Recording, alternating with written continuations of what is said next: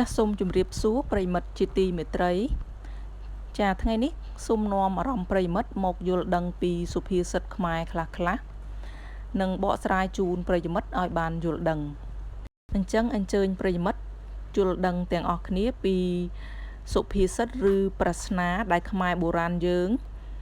មួយដែលបានលើកឡើងថាខែរះឆ្លងផ្លូវ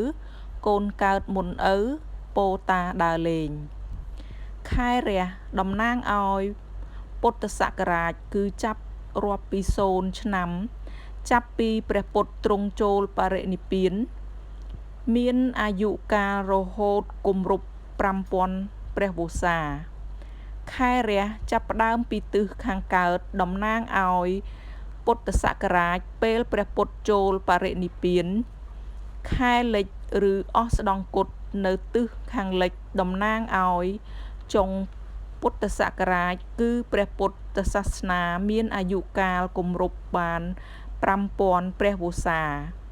ខែរះឆ្លងផ្លូវពេលព្រះច័ន្ទរះស្ថិតនៅចំពីលើក្បាលតំណាងឲ្យពាក់កណ្ដាលព្រះពុទ្ធសាសនាឬពាក់កណ្ដាលពុទ្ធសករាជ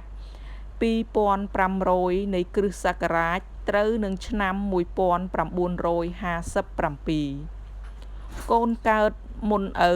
ដោយពាក្យចាស់បុរាណតែងពោលថាចាស់គាត់កើតមុនក្មេងៗគាត់ឃើញព្រះអាទិត្យមុនក្មេងដូច្នេះមនុស្សចាស់គាត់មានការចេះជាងដឹងជាងនិងយល់ច្រើនជាងក្មេងៗដូច្នេះឪកើតមុនកូនគាត់ចេះដឹងច្រើនជាងកូន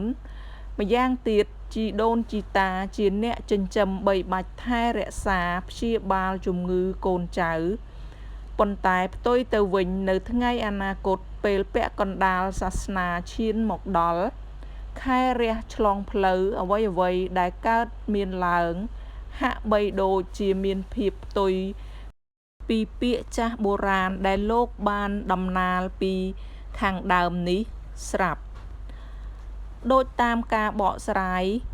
យើងទាំងអស់គ្នាកំពុងរស់នៅក្នុងពាក់កណ្ដាលសាសនាគឺខែរះឆ្លងផ្លូវសង្គមសម័យបច្ចុប្បន្នគឺជាសង្គមសម័យវិទ្យាសាស្ត្រនិងបច្ចេក